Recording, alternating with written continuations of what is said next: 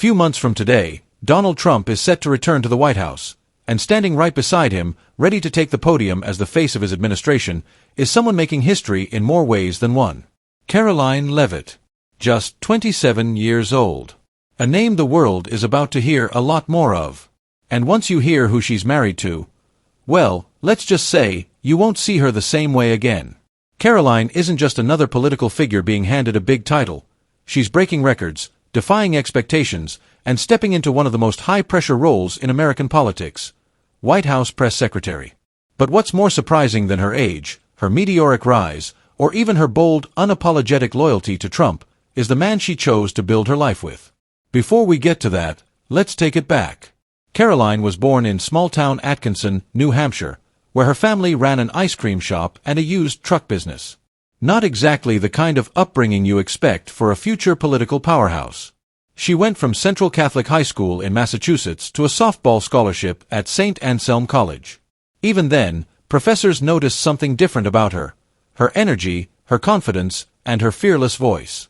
She wasn't afraid to speak her mind. She supported Trump publicly in college, even writing opinion pieces defending his policies when it wasn't the cool thing to do. After college, her path to the White House began quickly.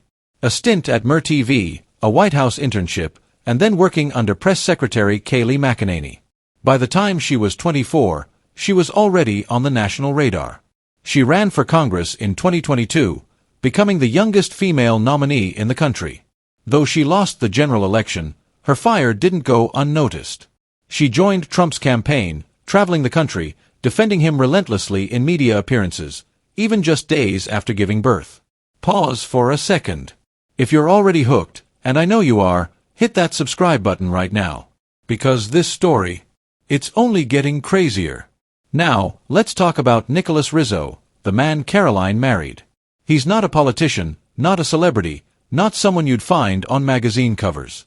Nicholas came from hardship. One of 4 kids. His parents divorced early. He was homeless for a time, sleeping in his car, crashing with friends just to survive. But he believed in one thing: real estate. Took out loans, taught himself, worked tirelessly. In 1993, while driving through a rundown part of town with his mom, he had a vision. He bought one building, then another. 12 years later, he owns 15 buildings and runs a multi-million-dollar real estate company. From homelessness to housing dozens of families, his story is nothing short of jaw-dropping. And that's the man Karoline fell in love with. They married at Christmas in 2022 and now have a son.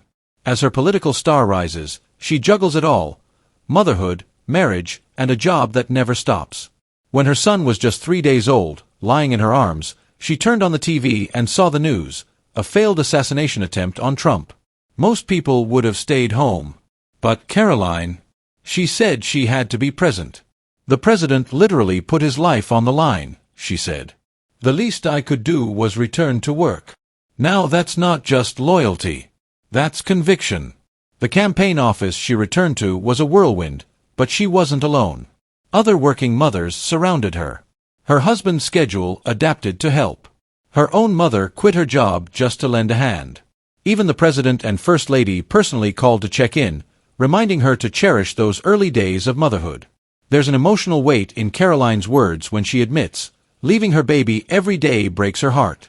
But she believes in something bigger. Something worth sacrificing for. It would have been easier to walk away, she said. But I knew this was the fight of our generation. And through all of this, her son watches her on TV now, smiling when he sees her face.